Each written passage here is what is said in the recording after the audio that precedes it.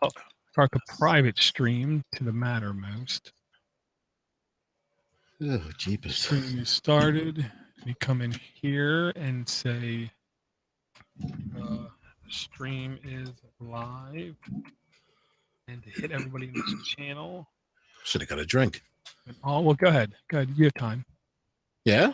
Yeah, go ahead. A drink for all of us. That's what I miss. An adult beverage. Adult beverage. My adult beverage is water. Yay. Dude, you can drink vodka? Can't drink it every night. Well, Why I not? could, but I really can't. Well, because technically speaking, when you drink alcohol turns into sugar in your body. Oh, One it's of those- carbs that I'm thinking. Yeah. Well, yeah, there's no carbs. And technically in most vodkas, there's no sugars. It just turns into sugars. One of those little gotchas. You know, great. Love it. Yeah. Yeah, I got to drink more. The best improvement I had in my back was when I had 2 shots of rum. Right. I remember you said that. Well, I'm sorry. I was If I'm getting ready to experience a hurricane of any real magnitude, I'm drinking something. well, it was hanging the pounds worth of shutters on the damn house. Right. Yeah, I'm You back. good, Brian? Okay. Yes, sir. Okay, we are going to hit transition.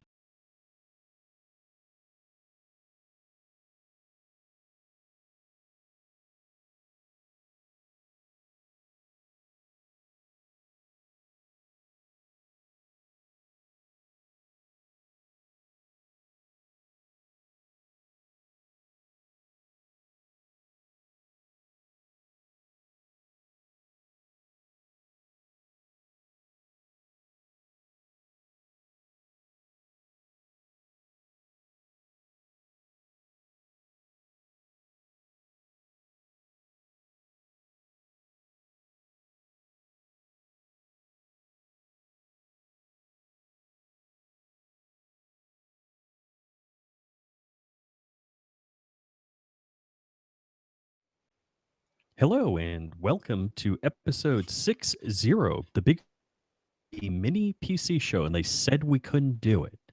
Dor, how the heck are you? And you're looking good today.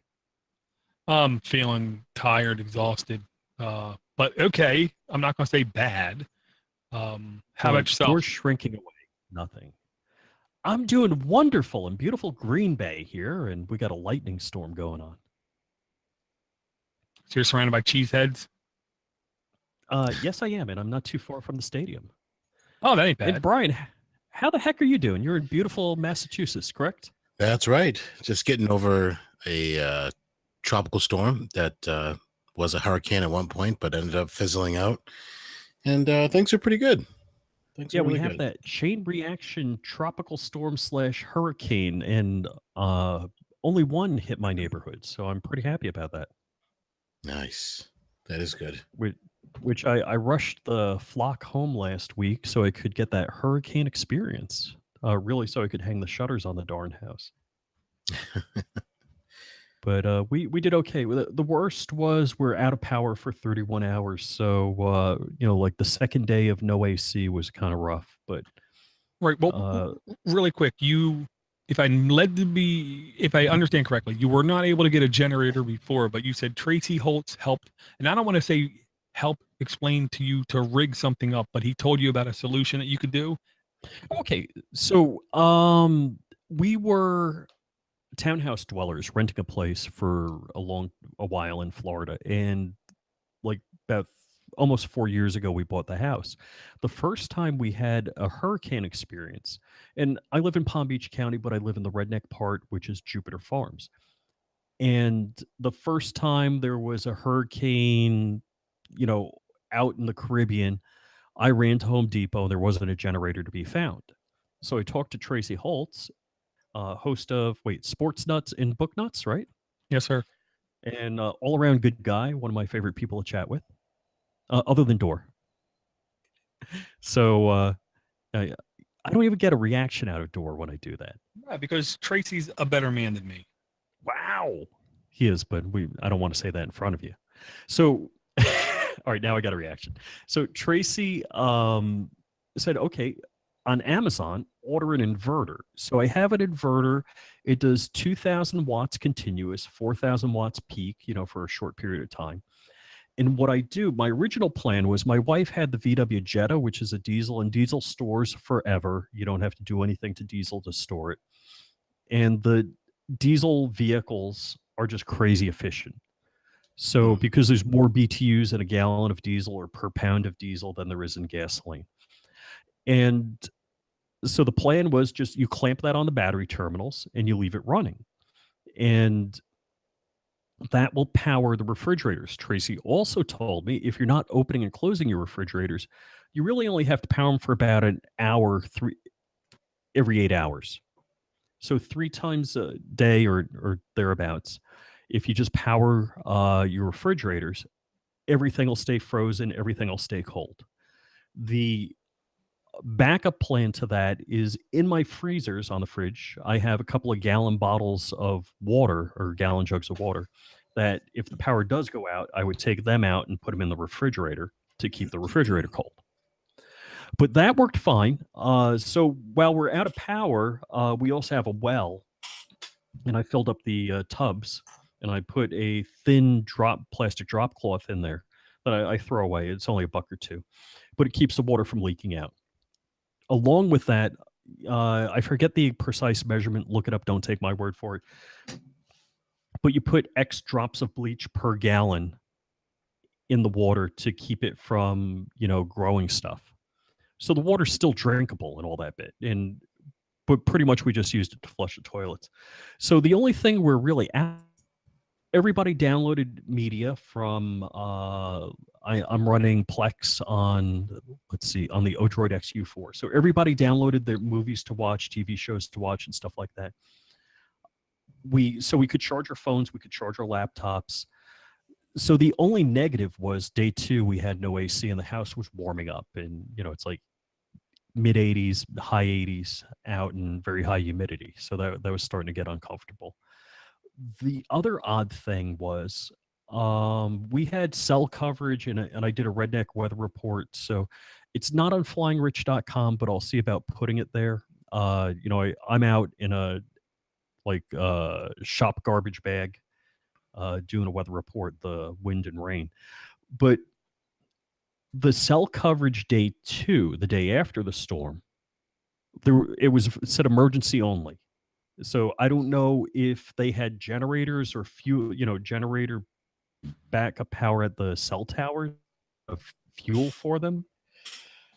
But the cell coverage in my neighborhood, which is more rural, was pretty bad. Even though I'm several thousand feet away from a cell tower, which crazy close to one. We drove into town and we found one of the Publix supermarkets. And I asked the guys, they have power. They have 16 days worth of fuel on their generator. So all of the public supermarkets in Florida are really well set up. And not to kiss butt on Publix, but they are absolutely, I've been all over the country, my favorite supermarket. The people are so nice. They say hello to you. They mean it. It's really a good place. And the one I was at, they let people, they had, how they have a deli section and they had some tables. Well, they had a couple of outlets there and people were charging their cell phones. So they also had Wi-Fi. So whether you needed Wi-Fi or cell phone coverage, even there, though the cell phone coverage was better in that neighborhood, I still didn't have a call complete, end to end. It's like, okay, it might cut out and it goes.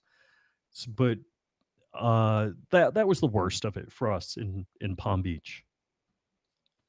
Wow. Gotcha. So I'm going to guess hypothetically, with only having to start the car, I'm going to guess 1 hour for every 8 hours.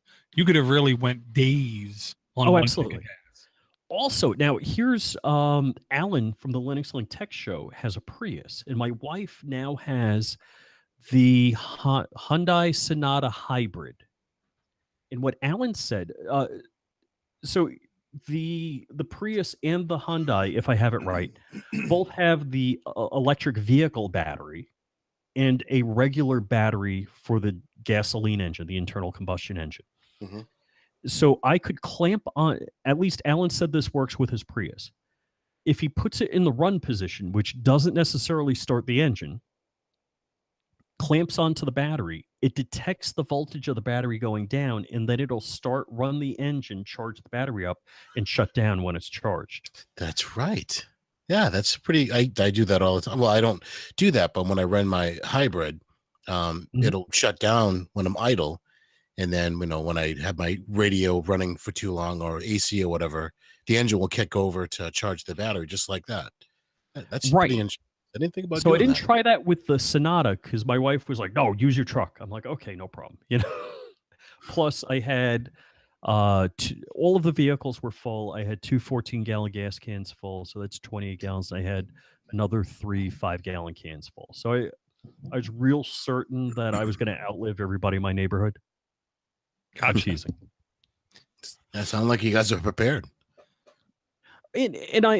So for the most part, the only thing I lacked going into this, I wasn't the crazy man running into the supermarket, blah, because when my daughter got out of school for summer break, I had her grab the hurricane kit, write the dates on everything, and write a list of what was old that we had to replace. So, so you have dried food like rice or pasta, you have pasta sauce, soup, any canned fruit or basically anything in a can or anything dry is great hurricane food and usually stores for a fair amount of time. And the whole idea, it's kind of like anybody telling you about investing. This is also investing. It's investing in your survival. That just like dollar cost averaging, you could once a week buy a can of tuna fish and throw it in a container that you have for your, whatever survival food. And Florida, we lose power when you have a hurricane, that kind of thing. Other states, you might have a blizzard and it takes down your power lines. So yeah, you got to have something that I'm good for a week, 2 weeks, a month, whatever, off the grid. Right. So here's my question. I'm going to guess the only thing you guys really suffered from, and I don't want to lighten it, but is like running out of power for devices. Well, no, we had power for devices. Really, the two things that we suffered from that our life wasn't normal was AC and running water, so we couldn't take a shower. Gotcha. So you could take, a sponge bath. So along with that, so I ran both refrigerators and I put a power splitter in there so we could charge up, laptops, devices, etc., and run them. Gotcha. Mhm. And I also had there's one more thing I got to check to validate that this is the fact, but I had a couple of UPSs and I can power my modem and my router. So even if we lost power, I could have also powered those. But there's a distribution amp before the modem, and I'm not sure if that DA passes signal if it's not powered. So I might have had to have powered that also. But I had internet if that was the case. Gotcha. I gotcha. Very cool. Very cool. I will just hint that I might have Tracy on one or more episodes of DDG, doing, because here's the big thing I want to let people know, because people get triggered by all kinds of stuff these days. Rich clearly said prepared, not prepper. To me, there's a very big difference. People who prepare just prepare because bad things can happen. Preppers are the ones that literally have like $20,000 worth of food in their basement for things, which, that takes a lot of dedication and a lot of money. But anybody can just prepare for, emergencies. Mhm. Well, and there's different ways to prepare for emergencies, and I wave your hands if I talk too much about this, but the other thing, and I talked to a buddy of mine, and this came into even many things ran out quick, so people were out of fuel. You know what? I got fuel 2 weeks before there was a fuel shortage. I had all of my vehicles filled up. I had all of the gas cans filled up. 2 weeks, when I knew there was a storm and it was projected to come our way, Right. I filled up. There was no shortage of gasoline at that time. So you should continuously be prepared. The the other thing, and now I've lost my train of thought. Well, and you don't want to forget toilet paper. And you had plenty of Oh, yeah. ammo. So that's I toilet have paper 1,000 rounds for each caliber. nice. But I know what I was going to say.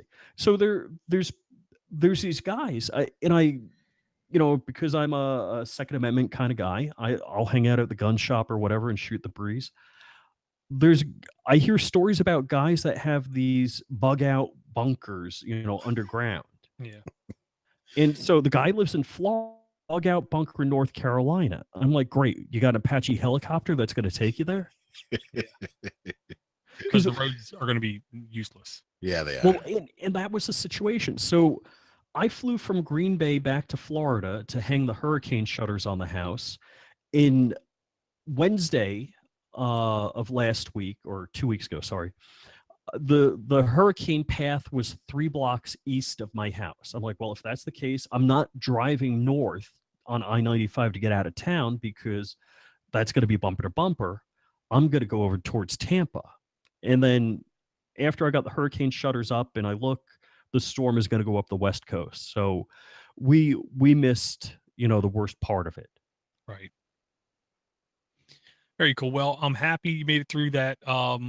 Being this show, being me, my logic is then maybe we should also think, is there ways that mini PCs, mini computers can come into solutions to help these things? The obvious one to me is your small micro Raspberry Pi Zero camera and computer and mini battery to give you at least X amount of hours of remote viewing outside, just so you don't have to open the door to see what's going on because you have shutters over your windows, kind of thing. Well, And if it gets completely blown away, it's less than $25. oh, good point. And you know what I did? I was live streaming on Facebook, and I took the webcam that's normally on running Octopi, so I can see what's going on my 3D printer, and I threw it out front of the house so I could see what was going on. Because with the hurricane shutters up, only the front door is hurricane glass, and that's the only thing you can see out on. So yeah, I did want to be able to see out, and I want to show other people what was going on so we could see what's in the environment. The other thing, and thanks for mentioning it, because I was looking this up beforehand. I was looking for a mesh network solution, and I didn't find anything really good or that I was really happy with. That was part of my hurricane prep, looking through that. Yeah, I mean, the only thing that I can tell you is you can buy what's called travel routers to make your own personal networks, and then you can link them up, but it's really not a true mesh network. So I don't know of any solution that's residentially feasible. Because the only stuff I've ever heard about mesh networks are the hundreds of dollar small business systems kind of thing. There's Ubiquiti obviously makes some really good mesh networking hardware, but that's mainly for commercial and or if you have some large property. They're pretty expensive, but Plume, I heard, is on the rise now. Plume makes mesh network devices that you can actually just plug into the outlets in your house, and it creates sort of a mesh network throughout your home. And I heard that was pretty good, a little bit better, actually, a lot better than the Google Mesh So attempt. my concept for a mesh network would be, and it could be a Pi device. The really would be like BYOD, bring your own device. So it could be your phone. It could Mhm. be, you could take a Pi device with a RAV power on it and put in a Ziploc bag on the corner of your property. Mhm. And that all of these things would talk and form a mesh network and find a connection to the internet independently. Mhm. Not as we talk, about a home network or a property network or a facility network as in a mesh network, but that it's a publicly working mesh network.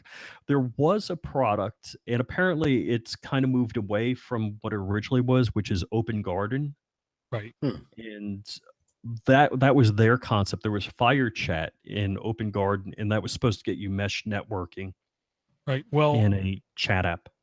I think Brian, correct me if I'm wrong. One of your links in the show notes is the Raspberry Pi Unify, and is that not like a mesh network? Not exactly. So this is putting the controller OS on a Raspberry Pi. So if you purchase devices from Unify, like their access points and their phones and the wireless outside access points, like we were just talking about for mesh networking. If you have a ton of these in your house or on your property, and you need to configure them all at once or change a password, instead of logging into each individual one, you can use a controller. Now, they sell a controller, but they also provide the software free of charge as well too. And so you can actually put this on a Raspberry Pi and pretty much control all of your devices from the Raspberry Pi. It's Gotcha. Okay. pretty cool. I was then backwards because I did Ubiquity mesh search. The first thing that came up was Ubiquity Ubiquity was the same name, Unify. So Unify. I thought maybe that was it. But then when I do searches, I do see something called UNI dash PI, which might be a type of mesh network available for the Raspberry Pi, but I'm not sure. And I know this is the show. This is not the time where we're supposed to do research kind of thing. Okay. Real quick, we do have some emails. Do you want to go ahead and bring up the first one, Brian? Yeah, so we got an email from Greg, and Greg writes in saying, "I am a master's program. I'm in a master's program at Penn State, but I have very little experience in cybersecurity. I don't want to be one of those people who get out of school with a degree but no experience." And he says that he's right down the street from your door, and he's willing to buy your beer or so to pull you aside and chat with you for a little bit. I didn't even pick up that he's down the street from me. I'm blind. You didn't see that? No, I'm serious. I'm studying 3 cybersecurity minutes. I'm staying. Okay. Well, I'll say this. I think I misread his email. Okay. I will say that straight up because I gave him a link to something called Raspwn, RASPWN. And I think this is actually the exact opposite of what he was asking for. Now that I'm sorry, reading is not, my strong suit, Greg. But what this is a Raspberry Pi penetration testing device. So what this is, you take the Pi, you install this, and it becomes your central point to do pen testing. And what he's asking for, it sounds like, is there an OS for the Raspberry Pi or any other SBCs that is meant as a vulnerable OS? So this is the opposite. This is like honeypot, if I'm not mistaken. Yeah, that sounds about right. Right. Didn't you have a little experience with honeypots on pies, Rich? That you? Was I looking at that? I'm trying to Yeah, think.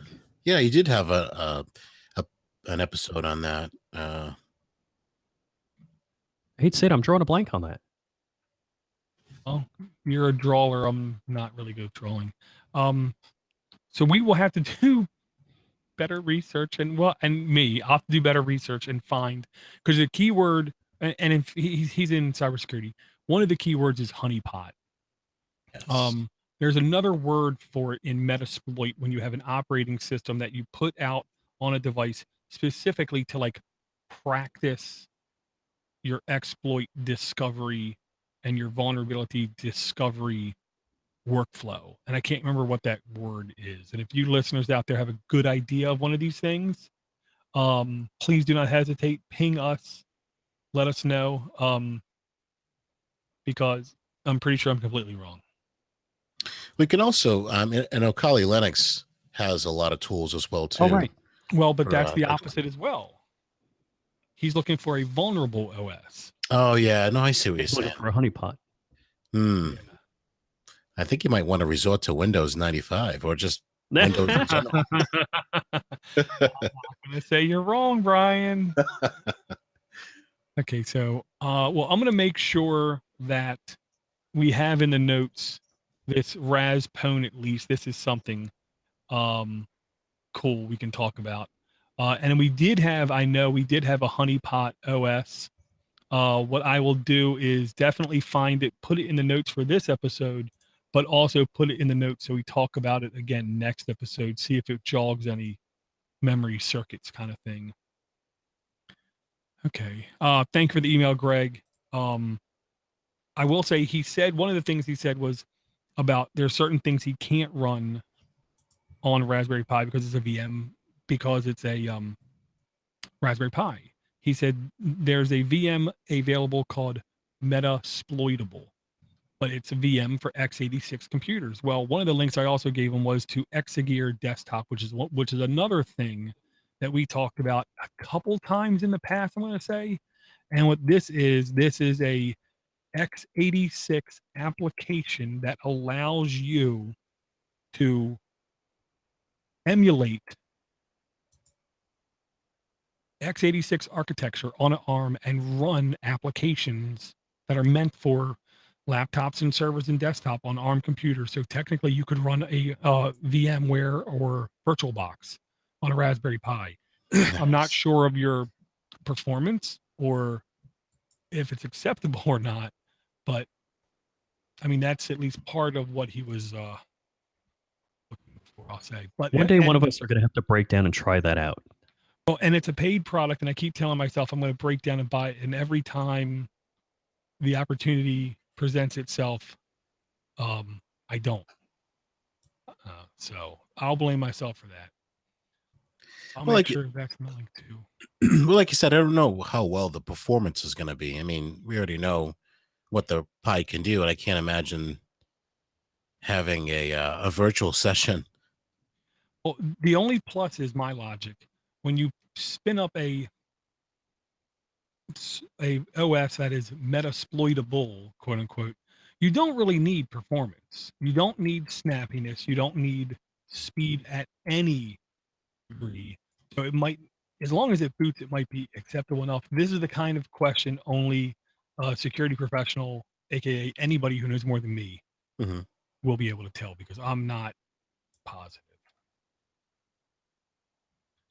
Very cool. I'm gonna do the next email, Rich, that we got. Sure, I'm going to read this email the way you understood the last email, Door. Oh, geez. It says, "Hello, you are now officially my favorite podcast. Thanks. Hope your show continues long into the future, and especially enjoying it since the addition of Flying Rich." That was the whole email.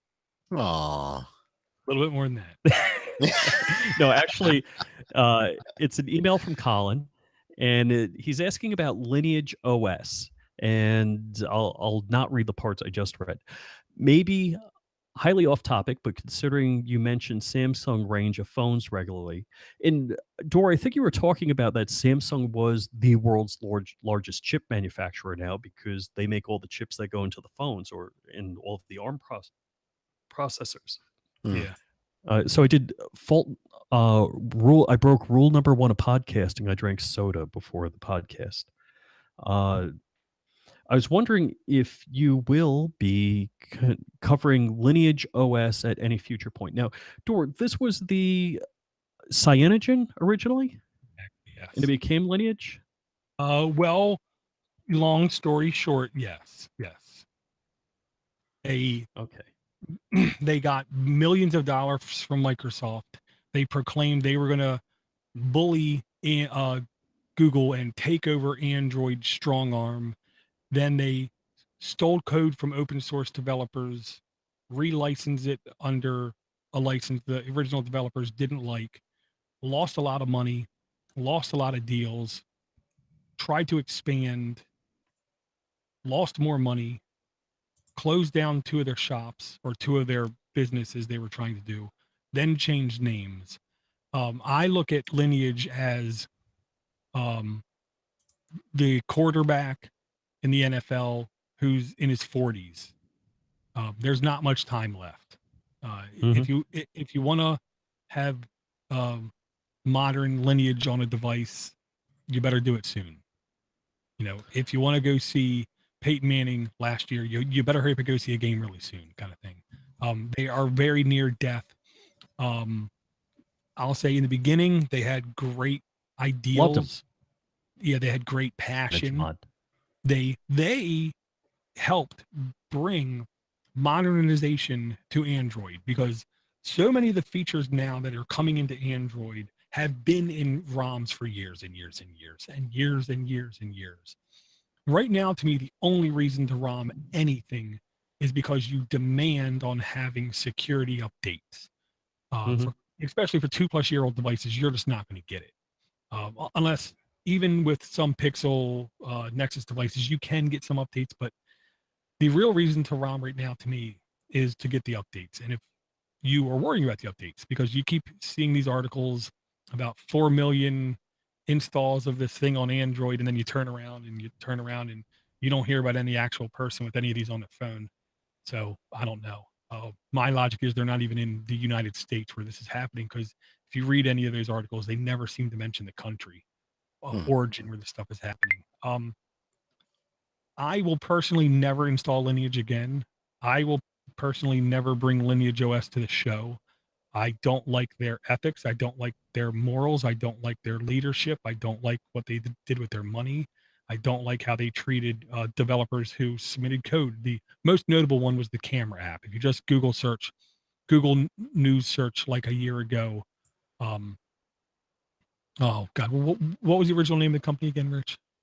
Sign engine Cyan. mod. Yeah. Oh yes. CyanogenMod camera app code, and you'll see the story of how they basically took the guy's code. The guy went very public. He said, "Look, they took my code. I submitted it under this license. They changed the license, and like they're basically claiming ownership to what I wrote." And you know, he didn't. When you donate code to these kinds of projects, it's a piece of you, and you donate it to a project with the belief that the actual license that you donated under is going to continue. And when it doesn't, it stings really bad. So I don't know. I don't even know how much support Lineage is getting from anybody else. I believe they changed their name to Lineage to try to get the newest developers to not know their past. You know, whether or not that's true, I have no idea, but that's just what I believe. Wow. So the letter goes on to say, just flashed my Moto G 2014 LTE with 14.1 and no complaints at all. I use it as a mini PC, not a phone at all, no SIM, with Google Apps. And he says F-Droid instead. I'm not sure what F-Droid is. He says, reason, privacy, privacy, privacy. I live in Belfast, Northern Ireland, under UK law. And as you know, that means outside of Russia/China, the most draconian snooping laws in the Western world. Yeah. For that reason, long live mini PCs with FOSS software and OSs and VPNs. Hope your show continues long into. Oh, that's one I said I wasn't going to read. Thanks. I will find out during the week how to donate. Your suggested preferred $1 per show. All the best. And I don't know if I mentioned it on this show, but I said, you know what? I'm going to put my money where my mouth is. And I said, I'm going to give $10 worth of money on Patreon to 10 different podcasts or whatever, YouTube channels that I watch. And I did that like a few weeks back. Yeah, that's what I do. If you just go to podnutz.com, there's 2 links. On full desktop site, it's top towards the top right-hand side. If you're on mobile, it's down a little bit of ways, 3/4 down the page. There's 2 links, one to subscribe to $1 a month, one to do the bulk donation. Whatever you want to do is fine by me, kind of thing. If so, support is support. I'm thankful either way. F-Droid. F-Droid is essentially Google Play, but all the code for the application that gets submitted to F-Droid has to be in like a GPL-ish kind of open state. The only warning I will give people about F-Droid, it's a real warning. Sorry, Colin. It's a real warning. Whenever you look at apps on the F-Droid, the first thing you should do is go to Google Pay, Google Play, or Amazon and take a look at the app there too. Look at the version numbers on the app. Because there's a fair chance that a developer put something on F-Droid hoping just to gain traction and put it on Amazon hoping to get traction, then put it on Google Play hoping to get traction anywhere. You spread yourself everywhere. And then as time goes on, you go into F-Droid and you see your download numbers are X, and then you look at Amazon, your download numbers are Y. Then you look at Google and see, well, your download numbers are Z. And what developers have a nasty habit of doing then is updating the Google Play first for a while, and then Amazon, and then F-Droid. And then after a while, they just stop updating Amazon and F-Droid. So look at the version numbers. And then go look at Google Play and look at the release notes for the app. And there are apps that just do release notes where I believe you can look at the history of apps and then look at those apps and see if what was fixed was security related. Just because something is available on the F-Droid marketplace doesn't mean it's instinctually better or good. It just means it was written in a open format with open licensing. The same, if not worse, security exploits can be there versus Google Play or Amazon. So just because it's on F-Droid does not mean trust it. You still have to look at everything with a skeptical eye. But there are plenty of good applications out there on F-Droid. I just encourage you, double check, do your due diligence. And if you put in any kind of personal information on this device that you are using, Colin, every 6 months or so, look at those apps again and look at them in Google Play and see their version numbers. And if they're not getting updated, try to ping the developer and ask if they can send an updated version to F-Droid, because it will help everybody and it will help F-Droid.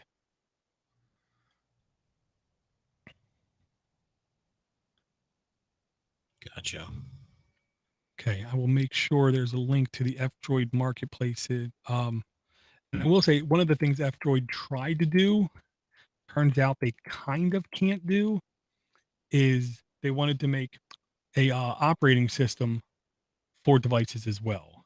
And they started to do that, but then what they quickly found out was to adhere to true open philosophies, they could not do this on 90+ percent of all the phones being made, because every phone out there, pretty much every phone, has closed sourced binary blobs for the GPU or for the radio on the device, which means even if somebody offers you a free trusted operating system, those binary blobs could be doing whatever they want to do in the background, and you will never know and they will never know. So the only device they ever released an operating system for, I believe, was the Nexus 5, which, if you know your history, was also the same device that Ubuntu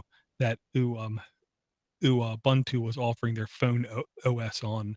And that's the reason why, because they had open drivers that they could go in, investigate, and optimize for their use. Interesting. Okay. You brought up the video, Brian, about the Unify. Yes. That now, was there any more you wanted to bring up about that video? Other than the video is very extensive and it's pretty straightforward. It's a gentleman at YouTube. The channel is Crosstalk Solutions, and check out a few of his other posts that he has up there too. They're very educational if anyone is network savvy and wants to deploy some voice over IP phones in the house and use your Google Voice number throughout your house instead of paying for X subscriber. And it shows you how to set up the Raspberry Pi controller unified controller. It goes over Wi-Fi, mesh networking, just a bunch of things.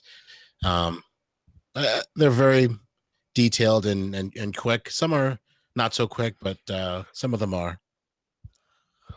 Well, I think they're very worth watching because to me, he's the kind of guy who obviously, and I hate saying it like this, he knows his stuff when it comes to networking, all the layers, the things to look out for in networks, how to optimize your networks, why to optimize your networks, and things like that. And you also shared another one of his videos on Google Plus, Mini PC Show feed.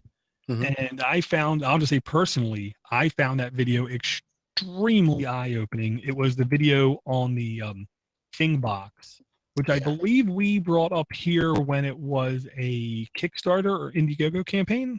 Now, can you tell us about Thing? Because I think it started out as an Android app, but I'm not sure.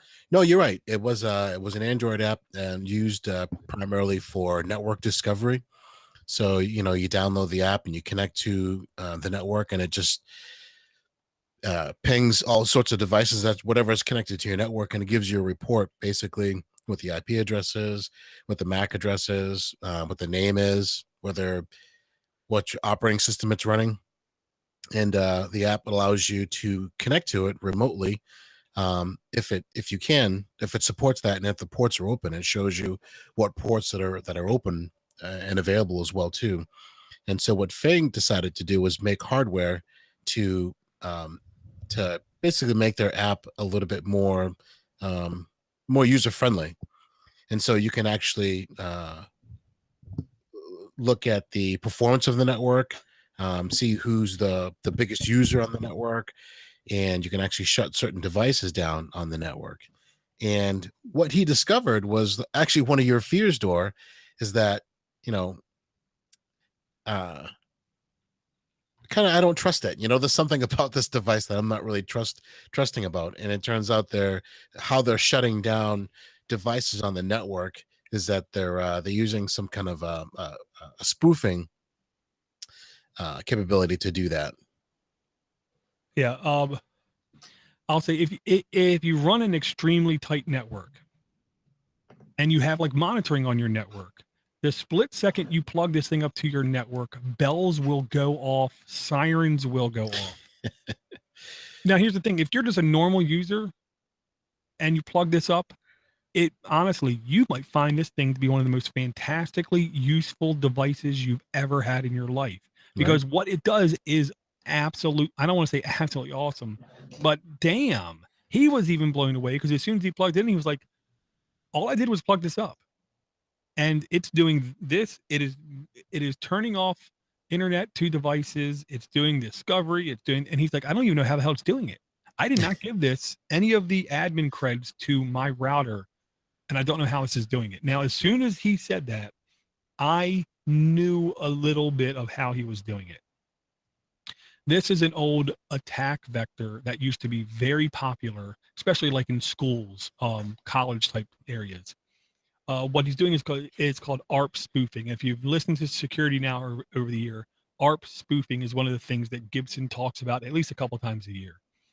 It's a very low-level way of doing basically network manipulation. What happens is you open the device on your phone and you say, okay, I want to turn off my child's tablet right now. You hit the button. What it does is it specifically sends a message to that tablet's MAC address, which is the base routing on all the internal networks. And it sends it to that address and it says, here is your gateway. And it lies to the device and says the gateway to go out to the internet is now the Thingbox device. So when the computer tries to get out to the internet, it can't because it's being blocked. So what this is doing is it's ARP spoofing to your computer, but then the gimmick is it has to do it at least, I believe he said 3 times a second to have the spoof continue on. And he showed how sometimes packets slip through and get out. So it's continuously ARP spoofing devices. And what it's doing is it's essentially flooding your network.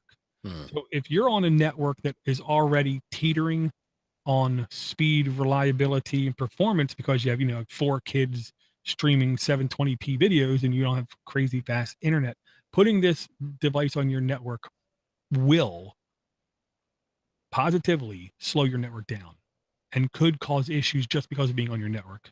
Right. Security wise speaking, if the device itself gets compromised, which we don't even know what kind of software is on the device, if the device itself is compromisable, it makes it even tenfold more dangerous, is what I'll say. But we don't know because, as from what I believe he said, if the company responds, I will I will post a follow-up video. I do not believe we've seen a follow-up video where the company answered any of his questions. So, I mean, again, if you're like a single bachelor or with like one other person in the house, small network with like Google Fiber speeds, and you trust your network and you trust this device, you trust this company because they've been around a little while, they have a little bit of a name brand to protect, then it Right. might be an awesome device. I'll say that. It might be an awesome device. If somebody brings this thing in my house, I'm smacking it out of their hands. That's the way I would say I would be. You know what, though? Chris, who owns the YouTube channel, he does post a question at the end of the show, and he says, as a network security professional, how would you protect yourself from something like this on your network? So if someone were to bring this into your network, what do you do? I mean, you can obviously use port security to shut down certain ports and stuff like that, but other than that, I mean, once he said that, light bulbs went off in my head. I'm like, this makes it a very simple to use exploit tool, and you really have to have very little to no network experience to wreak havoc on a hotel network or any kind of public network. Yeah, and there are in I want to say in intrusion detection appliances that will specifically detect ARP spoofing happening on your network. Because one of the things when you do ARP spoofing is it shows duplicate IP addresses. So if your router has an internal address of 192.168.1.1, it will then be able to communicate and see why is there 2 of those IP addresses on this network. Mm-hmm. You know what I mean? But to actually shut the thing down would require, I would guess, truly enterprise grade hardware. I and this is where I'm completely incompetent on this topic. I don't know. Well, I got to be honest with you. I've seen a few hotel setups, and not many of them have enterprise grade hardware. You'd be surprised what's running. Fine, Rich, you're in hotels. This might be a lot of fun. Yeah. Yeah, but usually they segment the Wi-Fi. It's not like a Class B or a Class C. They really segment it down. Well, maybe you got to go to a lower class hotel next time. Yeah, your mom and pop. Now, I did a little surfing while you guys were talking, and there's you can download an app called Overlook Thing, and it's a Debian package. Mm-hmm. I don't know if that's the code, and it runs on your Pi. Huh. It honestly wouldn't shock me because Fing has been on Android for a while. And I'm going to guess one of 2 things. It's either somebody is emulating it. It looks like Fing.io.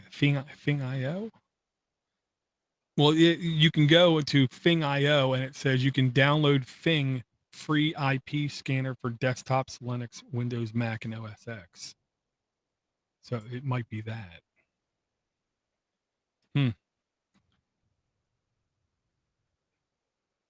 Not sure. Well, and if they support Debian, which they do have Deb packages, there's no reason why they can't offer it in the Debian default repo. Configuration. Yeah, the Raspberry Pi Deb is the file that I thought it was. Yeah. So you can download their tool. their IP scanner tool. Gotcha. Yeah, and you're going to overlookstuff.com. So this doesn't know. This looks like a different company, I believe. Yeah, This it's is Overlook is the name of the company. yeah, Domotz. Domotz. Domotz. Domotz? I don't know, something like that. So it's the same. It looks like the same type of basic functionality. Yes. Interesting. I would say I would feel better having, just like Rich has said in the past, I would feel better having root on the box that is running these kind of tools. Much better, I will say. Well, we'll have to make sure this is in the notes as well. You know, that's the reason we have notes. Okay. Only thing I really wanted to talk about real quick, guys, is I lost the bet. I lost the pool. You both beat me fair and square. I said that the Rock 64 wouldn't be shipped until like October 12th, I believe I said. And instead I got my 4 gig version of the Rock Nice. 64 board here. Very simplistic packaging is what I'm going to say. Just came in a bag, I believe, in a see-through plastic container with Rock 64-4G on the front, a static bag, and the board itself. The first, I will say, obvious shortcoming with this board after getting it is they did not stress the need to buy a power supply. Because I forgot this was a barrel connector, and I did not buy a power supply. So I had a multi-tap power supply that I think is working right. And I'm going to preface this right now. I don't know if I'm doing the right amps and volts to the device, which might be causing my issue. I don't know. But it boots up. Okay. The only other real shortcoming is there's a jumper here that will not allow you to boot to the SD card unless you put the jumper on, and they do not send a jumper. Oh. Do they make mention of it though? No, nowhere. Oh man, Well, that's not and good. and what came with the package was literally nothing. Not even a business Not a card. URL. Like Nothing. find how to do stuff here. Right, nothing. So I literally had to go on my Pine 64 and pull a jumper off, try to remember, which I can't. So I took a picture where the jumper was at and put the jumper on the board, put the eMMC card on there that I already had, put the SD card in, boot to it, and then I was able to install it to SD card to eMMC, and then take the jumper out and run just fine. The boot, I'm going to tell you now, 4 gigs of RAM, guys. Boot speed to this thing is sick. It is literally sickening how fast, how snappy this is to boot. Processing is not fantastic on it. When you load something heavy, you load something big, it churns away a little bit at it. But once stuff is loaded, the 4 gigs of RAM shows that it's there doing stuff. The only other issue I have could be power related, and this is where I don't know, and this is where I lean on other people smarter than myself. No Bluetooth Wi-Fi built on the board. That's fine. $40-something to buy, 4 gigs of RAM. I'm not complaining. Okay. Right. But I hook up Bluetooth dongle and I can attach Bluetooth keyboards and stuff just fine. I attach 3 different Wi-Fi dongles that I know work on a lot of Pi devices, Nano Pis, o-droids, and they work just fine. I plug it up to this thing running Ubuntu or Android, and no Wi-Fi working whatsoever. No light even coming on the Wi-Fi dongle. So maybe the device is barely getting enough power to run. I don't even know if this makes sense. Maybe the device is barely getting enough power to run and not getting enough power to power the dongle. That sounds about right. Could be. Now, have you tried your why can't I think of it? The Pinebook power supply? I can't find it. No way. I don't know where it's at. I mean, I got in the car accident. I know it was in the backpack. I distinctly remember thinking they're going to replace this, so I need this, and wrapping it up. And I looked over the house for the last 2 days. I can't find the damn thing anywhere. So today I broke down. I went and looked on the pine64.org website because I want to give them more money. I can't. I can't just buy the power supply for the Rock 64. It says explicitly this will only ship with the board. So you have to put that in your cart as you buy the board, or else you can't buy the plug from them. Because my No guess way. is they have a limited supply. So what I did was I asked people, again, smarter than myself, here's the power supply. Here's the power supply I see on Amazon. Is this the same thing? They quickly replied, you're an idiot. And here's the right link. Here's one on Amazon that matches perfectly. So I did literally just order that power supply. I also ordered the exact same Wi-Fi dongle that they offer, the exact same chipset, from Amazon as well, like $6, $8, something like that. So in a couple of days, I'll have their preferred Wi-Fi chipset dongle and a power adapter that matches theirs. Now, I had Ubuntu on there. First thing I loaded was Ubuntu with the i3 desktop. i3 desktop is super minimal, which means everything else should be super fast. Loaded it literally from power up to login screen like 3 seconds. Literally. Sickening. Wow. I log in because it's i3, split second the desktop is loaded. Load up a terminal, do some sudo apt-get update, upgrade, dist upgrade, auto clean, auto remove, the whole 9. It takes a minute. On my desktop, it takes a minute. So it's a little bit slower, I'm sure. Then I go to load graphical browsers up because that's where we do all our computing these days. I load up and there's a graphical anomaly basically happening where I see the window border, the inners of the window never fill. Hmm. I let it sit hours. I tried other things, resizing, tried doing all kinds of other things. Tried to figure out how to turn off hardware um, um, acceleration pre-launching their browsers, and I couldn't figure out how to do it. So then I said, okay, I'll load Ubuntu Mate. Again, loaded up, booted really fast, logged in. After logging in, it would take like 3 seconds for the desktop to load, which wasn't bad, 3 to 5 seconds. Looked fantastic, by the way, on the monitor. Supposedly can do 4K. I don't have a 4K monitor. Same thing. The browser would come up and it was like a white window. So I then knee-jerk reaction because I couldn't get the Wi-Fi dongle to work again. So then I just knee-jerk reacted and installed Android. And no Wi-Fi dongle again. So my logic is hopefully the power supply fixed my Wi-Fi issues, and hopefully the OS is just not mature. Now the good thing is you can download 3 different versions of Android. You can download straight Debian, like 2 or 3 different versions.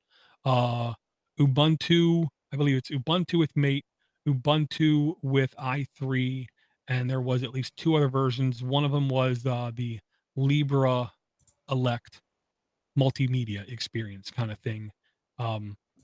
So as soon as I get the other devices in, I'm probably going to go back and load a Ubuntu again or a straight Debian and boot it up again, see if I can get a better experience. And hopefully they keep updating the OS because I've said it on the show lots of times. Having the proper hardware is literally only half the battle. Having good enough hardware in these mini computers only gets you so far. It's not the solution to all the problems. You also need people to make good software, Right. good operating systems. And I will say a couple of the niceties is this has true USB 3 on it, full size port, which is good, gigabit NIC, which is good, full size HDMI, which is good. It does have an analog barrel connector, like 3.5. I don't know how useful that honestly is to me. Does have a infrared port again, which supposedly will work with a lot of home theater things when you run the Android. Does have a power button, does have a reset button, and the system recovery button. My guess is a Android exclusive. When your Android's acting completely up, hit that button, and it will probably revert back to like a stock like setting. Build quality to me seems really good on this. I put it under my one webcam, looked as close as I could at all the pieces and all the solder joints from what I'm learning from other guys like that Mick who does the videos, Rich, who McNick. yeah, who finally stopped doing the stupid cheesy intro stuff. It's funny. I haven't watched him a few weeks, and just because I've been busy. But yeah, he's still doing good stuff. The solder joints don't look exquisite on this from what I learned to him. They look decent. They look decent. There's like one or two spots where even I can see a slight like wiggle in what it was made, but overall, I think this is a really good quality build. 40 something dollars. If the OS tightens up a little bit, well worth the money. If the OS tightens up a lot, extraordinary value is what I'll say.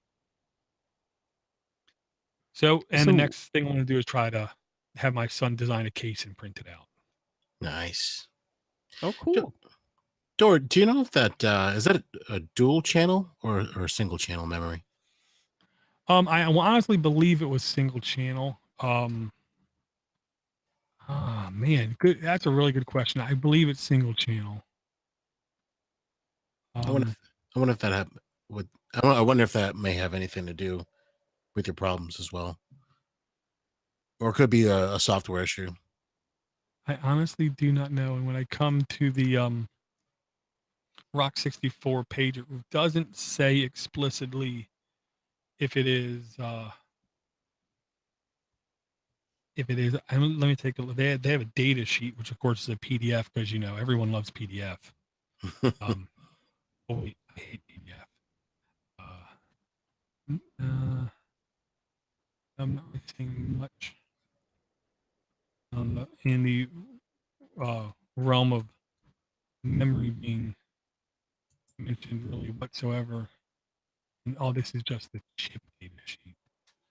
So yeah, I don't know. Anything I say is a guess. Yeah, 4 gigs of RAM. I'll tell you now, with Android, there's no problem why this shouldn't kick the crap out of a lot of home theater boxes being sold on Alibaba, Oh GearBest, yeah, and Amazon. I agree. Ain't as pretty, but 4 gigs of RAM, I'll tell you now, hard to beat. Very cool. You guys have any questions about the board or have any notes in there you wanted to bring up?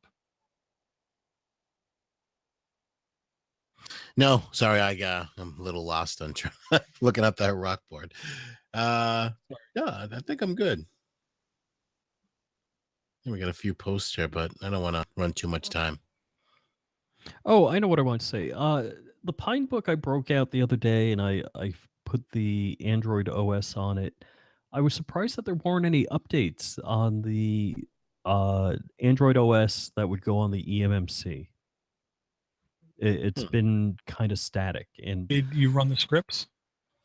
no, I didn't run any of the scripts. Yeah, that's where you get your updates from. You don't get it through the interface. You have to go to the Oh, user share local folder because there should be a built-in terminal emulator.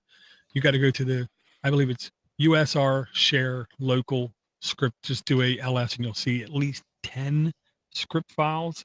The ones that you need to run, I think, are obvious, or the ones you can run are obvious, like update kernel, um, update packages. There was like 3 or 4 of them that I think you could run that could possibly give you updates.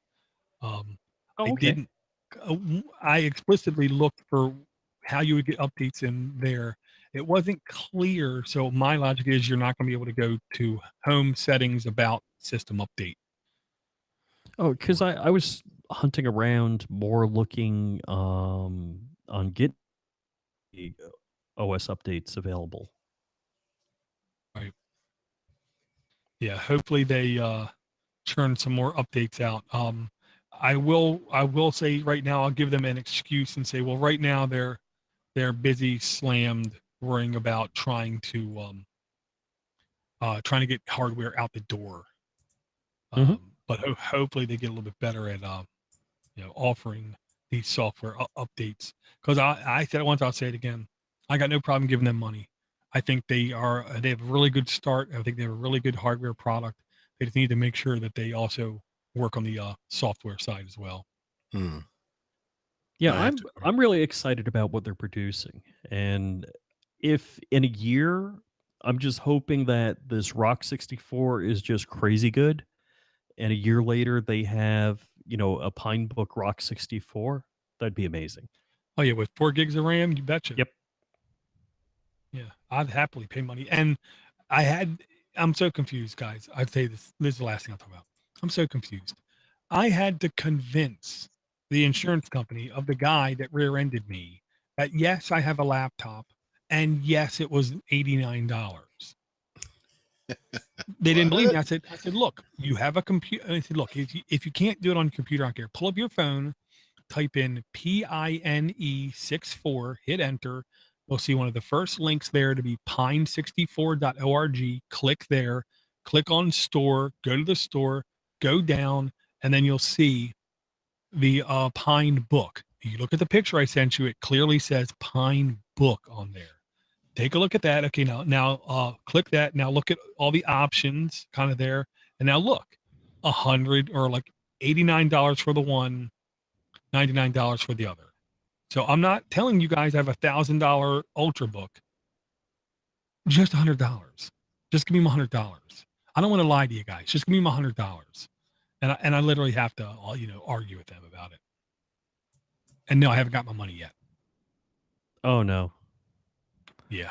The old trick, this was in New York, is you take a small claims suit and they all of a sudden get the money quick because they have a deadline and they don't want to show up in court because they have to bring their attorney. Trust me, the wife is getting a little sick and tired, so I'll let her be the person who draws out the hammer. I'm too tired. And yeah, Rich said I'm losing weight. I was diagnosed pre-diabetic kind of thing, so no sugars, no carbs in my diet. I'm exhausted. I'm always just ready to fall out. And you want to hear something shocking? I don't think I told either of you guys. Friday night, went to bed. Saturday, I went to bed like midnight, 1 a.m., whatever. Saturday morning, I wake up. The wife isn't here, and she has the kids gone with her. So I wake up, and the house is peacefully quiet, peaceful quiet. I'm thinking, it's too quiet in here. What's going on? Where did they go? And I look over at the clock. It was 5 p.m.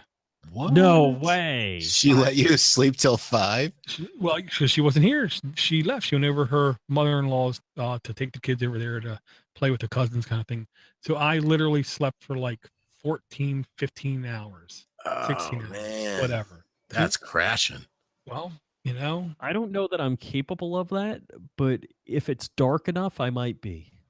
I'm capable of that once a week is what I'll say. And that's what I told my doctor. And then he said, well, I think you're a perfect candidate for a sleep study. I said, what are you talking about? I ain't got a problem going to sleep. It isn't like no, it's good sleep. I like sleep. So he sent me to a sleep study. So now I got to wait for the results. And our other co-host is away because he's having a sleep study as well. So apparently this is the time of year for sleep studies. Well, also, I am absolutely certain I have sleep apnea. I know if I lose weight, it goes away. The only problem is I'm no good at losing weight. Well, you can be like me. I honestly swear, Rich, I'm not eating any less food. I'm just eating close to 0 sugars and sub 100 carbs a day. I'm shooting for like 40, 50 carbs a day or less. Oh, man. I used to do Atkins. I'd be like 10, 20 grams of carbs a day. Yeah, it ain't easy. Really quick, Rich, if people want to catch up with your goings-ons, where do they go? FlyingRich.com, the world's best website. The most exclusive one as well. Brian, if people want to hook up with you, what and not Tinder, but where should people go to communicate with you? No hooking up over here. No, come and check me out over at Google Plus. I'm always hanging out on Google Plus, and they can always send emails directly to Podnutz. How do we find Brian on Google Plus? So, that's a good question. You probably can look at my name, Brian Thomas, or you can go to Ask the Cable Guy. Yes, or if you just go to the Mini PC Show community, you will only see, I believe, one Brian Thomas in there. That's right. And I just posted, so come check it out. There you go. I want to thank everyone for their support. Thank everyone for downloading. If you can support us, you can just go to podnutz.com, scroll down, and you should see 2 PayPal buttons. If you want to use alternate means of donations, you can click on the Support Podnutz tab by the very top, and you can go see our Patreons we have running. I'll say this. 2 people this week send me an email telling me I should have a Patreon. I'll start a Patreon. And I lastly will say, if you want to learn about moving away from OS X or from Windows, just shoot me an email. I will give you, I will send you for free a copy of a book from a good friend over at Going Linux, goinglinux.com. Larry Bushy has a book out on Ubuntu Mate, a guide for computer users upgrading from Windows or OS X. And I encourage everyone to go to goinglinux.com, check out that podcast. If you like it, send them an email, tell them they're doing a good job, and tell them that I sent you over there. We need to support each other, support those who support you. Larry has supported me many times in the past, so this is the least I could do. This is not a paid advertisement. This is an advertisement of love. So with that, I will talk to everyone again in about a week. I hate closing that lid. Close the Audacity. Save the project of Audacity and not mess it up.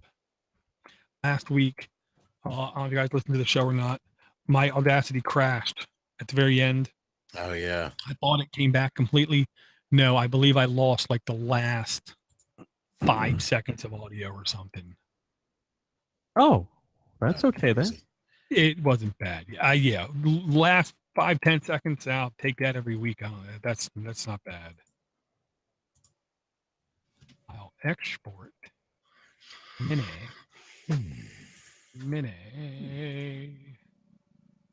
Okay, I'm gonna kill the stream. Somebody did join us. Aaron. Thank you, Aaron, in the Mattermost server.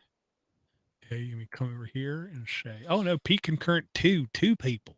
Or Aaron started up on 2 computers. Thank you, Aaron. Stop